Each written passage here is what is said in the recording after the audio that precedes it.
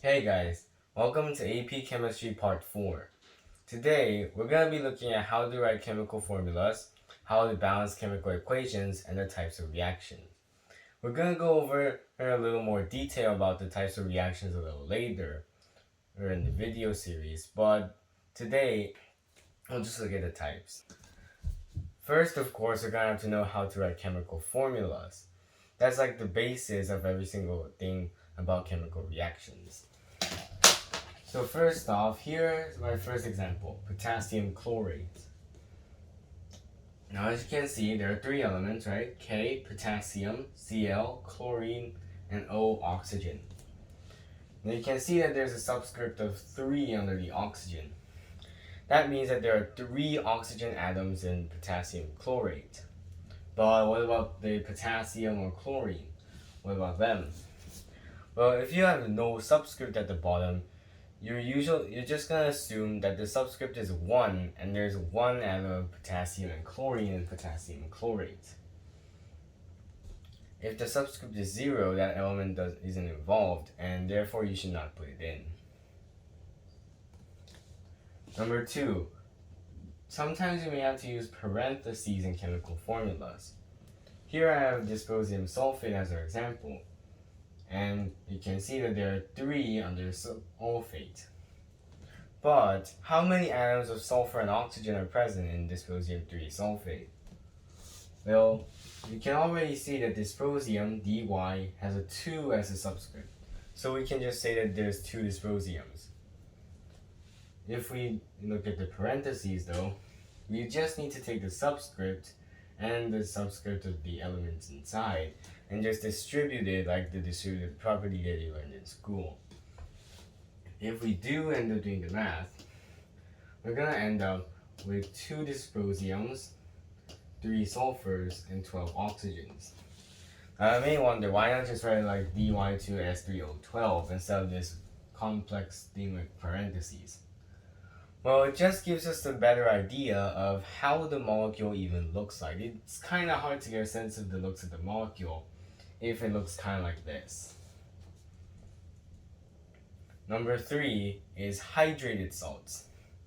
You see, some salts, like say calcium chloride dihydrate, have some water in its crystal structure. It's not like it's absorbed like a sponge though, it's actually part of the calcium chloride. Here I have iron 2 chloride, and you can see that there's 4 water molecules attached to it. So we call it ferrous chloride hydrate, or we call it ferrous chloride tetrahydrate to be more specific. If the water crystallization is 0, then we call it anhydrous, or having absolutely no water. Number 4, complex ions. Here I have sodium dicyanurate, which is one of the compounds you get as a byproduct of gold mining. That is in the gold cyanidation process. Here you can see that there's a sodium, a gold, and 2 cyanide ligands. We'll talk about ligands later, but it's a good idea to keep remembering it. You can see at this time I even put brackets in the chemical formula. The reason brackets are used is because it can indicate whether or not a complex ion is present. Complex ions are what you get if there's a central atom or molecule and a ligand or 2 complexed with it. So it's basically one ion, except the bonds between the ligands and the actual atom, the central atom that is, aren't real. They're more like these weak bonds caused by ionic ions, or rather charges. Lastly, we gotta know about charges, right? Here I have chloride ion. You probably heard about chloride, as in sodium chloride or potassium chloride. You can see that I have this negative as a superscript. That means it has a negative charge. There's also plus, which means it lost an electron or more. If there's a number right here as the coefficient, then it'll be that many electrons gained or lost. If it's positive, it lost electrons, and if it's negative, it gained electrons. If there's no coefficient in front of the sign, then it just means the coefficient is 1, and it lost 1 electron, or gained 1. So let's look at a few prefixes of hydrated compounds before we go on. Now, there are more than this, like say dodecahydrate or something else, but here are the basic ones. 1 is for mono, 2 di, 3 tri, 4 tetra, 5 penta, 6 hexa, 7 hepta, 8 octa, 9 nona, and 10 deca. We're using Latin and Greek prefixes because in science, Latin and Greek are the most commonly used prefixes. Now, sometimes these prefixes are applied to other compounds that aren't actually salts. For instance, TNT, the first T is trinitrotoluene. We'll get into that a little more. The number here just indicates how many waters there are, like I recently said, and adding this makes us know how many waters exactly there are. To say it, you just need to say the name of the salt, the number of waters, and hydrate. For instance, let's take this guy as our example. The first part we say are salt. Because we have a copper and a nitrate, sorry, that should be 2. We should say copper nitrate, the name of the salt, followed by the number of waters. In our case, it's 3, so we should say tri, and then hydrate.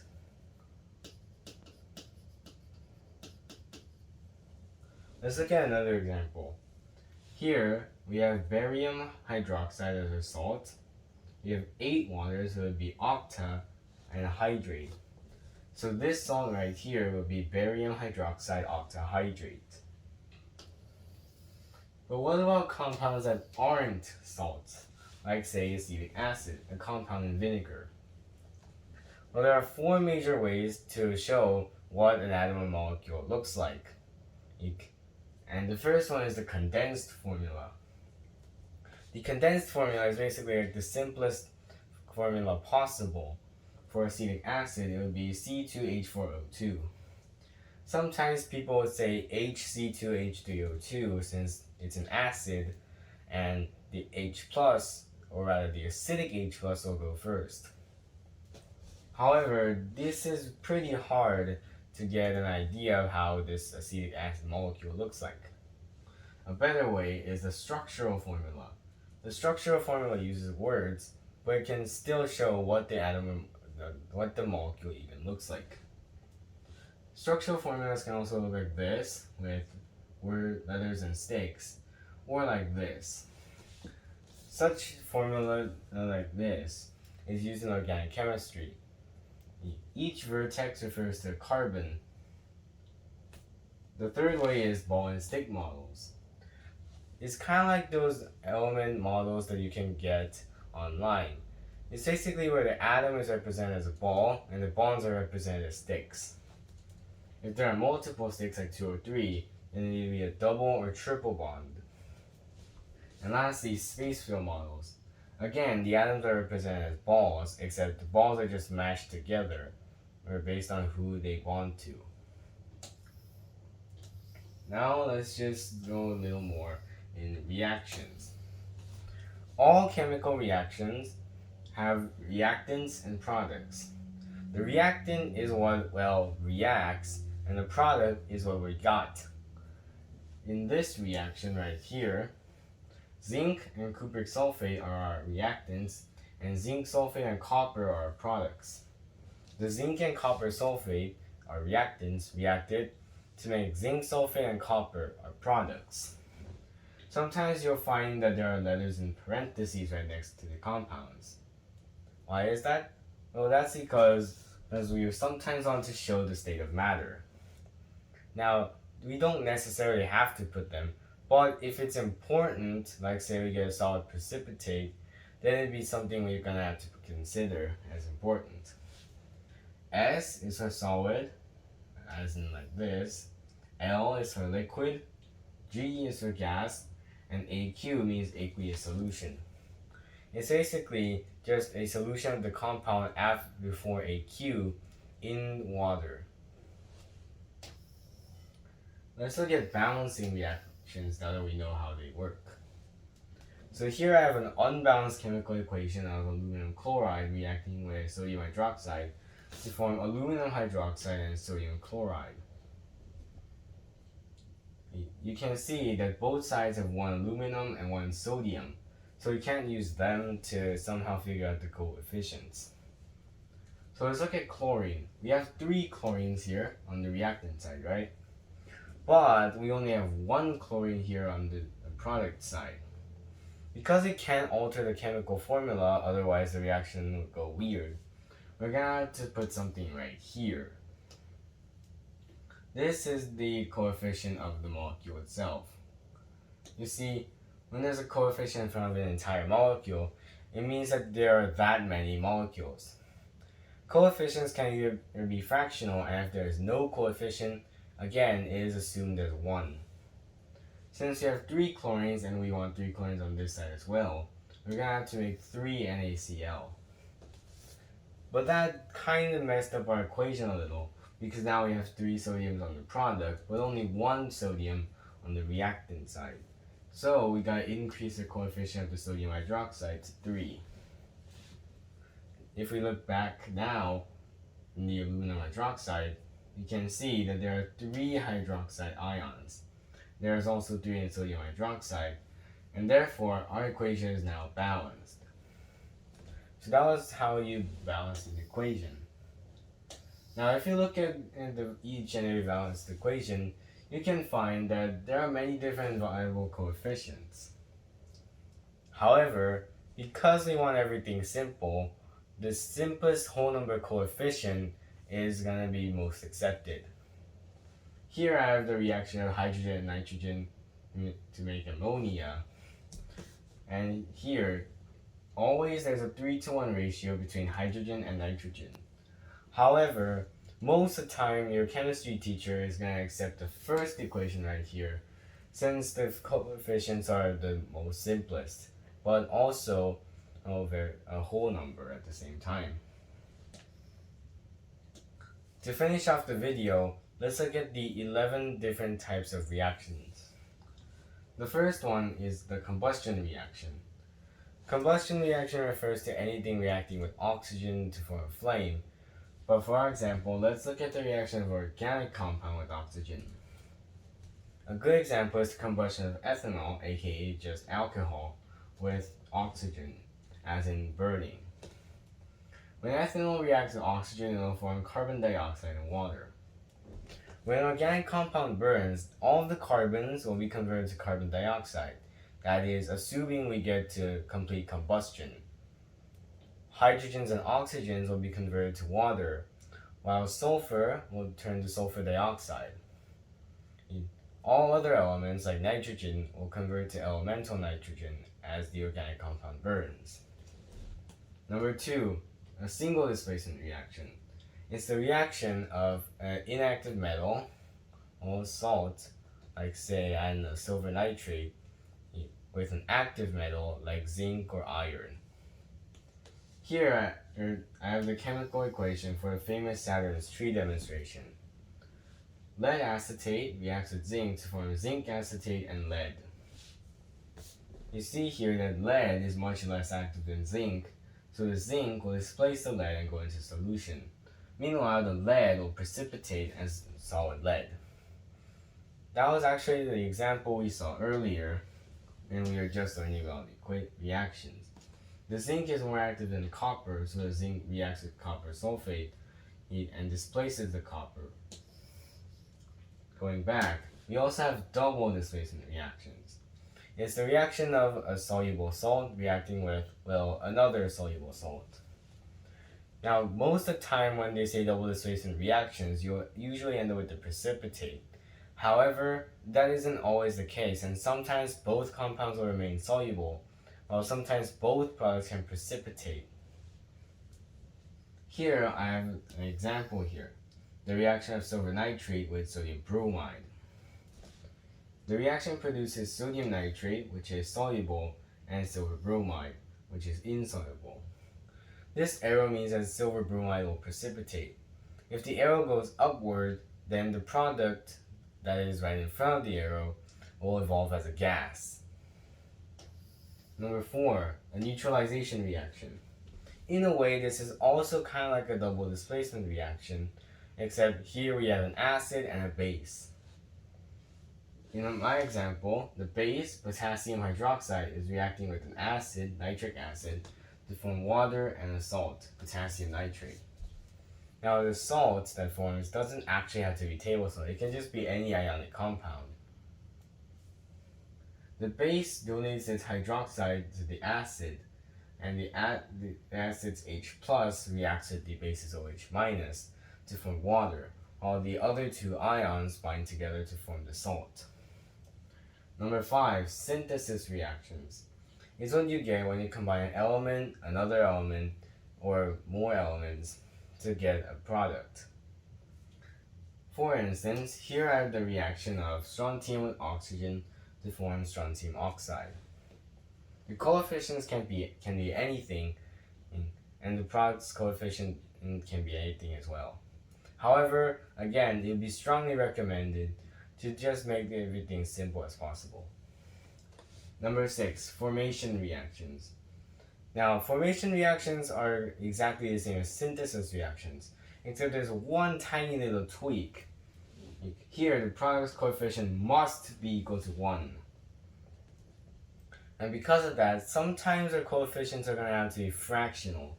Here, for instance, aluminum is reacting with chlorine, and ideally, the equation should be something like this. 2Al plus 3CO2 equals 2AlCO3. However, that won't make it a formation reaction since the coefficient of our aluminum chloride is 2, not 1.